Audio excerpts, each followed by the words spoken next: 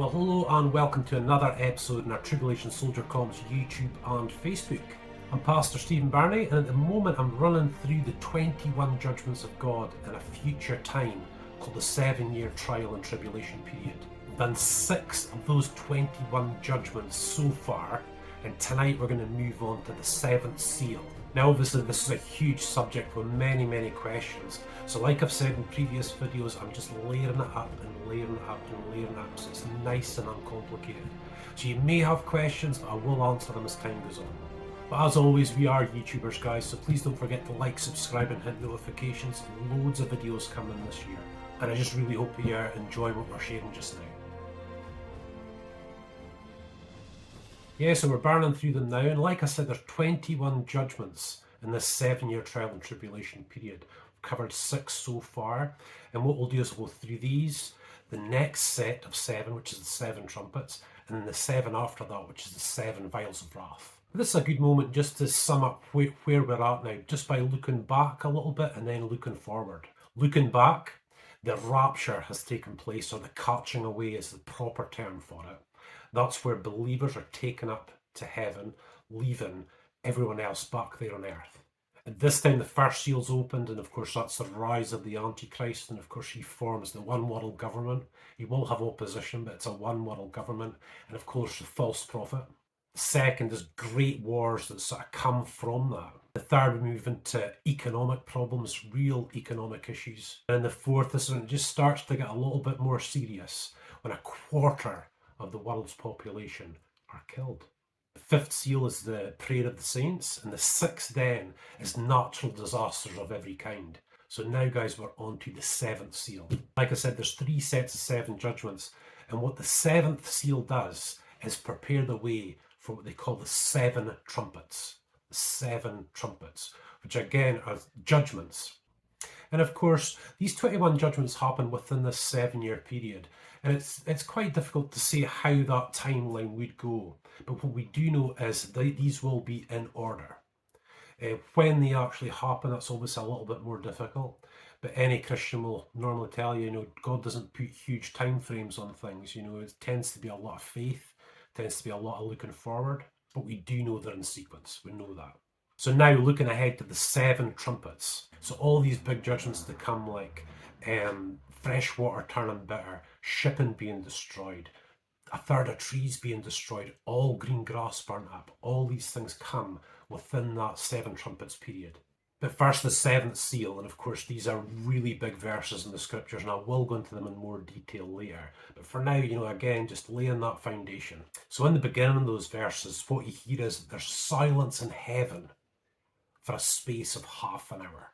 Now, you have to be a very learned and experienced Christian to understand just the intensity of what that means. Heaven is described in the scriptures as a very noisy place. So this half hour is this great building of anticipation, a step up in the intensity of the 21 judgments. And when that half an hour passes, the 7 trumpets are then prepared. So again, the 7 trumpets will mark a step up in the intensity. And it's marked, it can be seen from heaven, great thunderings and lightnings and voices and a great earthquake. This within itself will be a huge shock and awe, a great big shock and awe showing the great power of God. Now I have to say that thunder and lightning can be scary stuff, especially when it's really quite intense, very loud. It really rocks you. You can really feel it within yourself. And of course, lightnings are very unpredictable. You don't know where they're coming from or what they're going to do. But one of the bigger differences is that we've seen these types of things before, thunder and lightning, but never voices from heaven. Worldwide, globally, voices in the sky, great voices. And if these occurrences aren't enough, there will be another great earthquake upon the earth. I personally still find it quite difficult to put all that together and try to imagine that actually happening. I can only imagine at the time it will be frightening, absolutely frightening. And it almost hits all your senses. It hits all the senses of a human being. So for such a grand announcement, what is going to come? What is going to come in these 7 trumpets? So the first trumpet will be hail and fire. Hail and fire. And a third part of the trees will be burned up globally. A third part of the trees and all green grass. Of Because remember, grass grows back, so. The second brings a third of sea creatures destroyed and a third of all shipping destroyed. Now here's this one, the third trumpet, a third of all fresh water on the planet turned bitter. The fourth brings a darkening of the sun, the moon and the stars, a third of them darkened. The fifth one's quite a big one to explain, when the bottomless pit opened up and there's locusts set up on the earth for 5 months. That's a really big one. And here's a curious one. 4 angels, which are bound in the river Euphrates, are loosed to kill a third part of men. And the seventh trumpet does the same as the seventh seal. It prepares the way for the next. So that seventh trumpet brings forth the 7 vials of wrath, the final 7. So again, this one, that is a lot. It's just such a huge amount to take in. I'm trying to keep these videos like 10, 11, 12 minutes. I'm trying to speak really quite slowly. I've got a broad Scottish accent.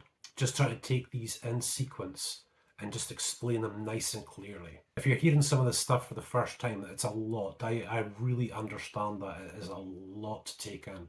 But this is what the scriptures foreshow is going to happen at an unknown date in the future.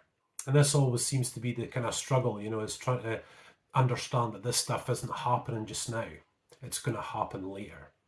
Again, guys, it takes a lot of experience. It takes a lot of preaching, teaching, a lot of study, believe me, to be able to preach and teach something like this.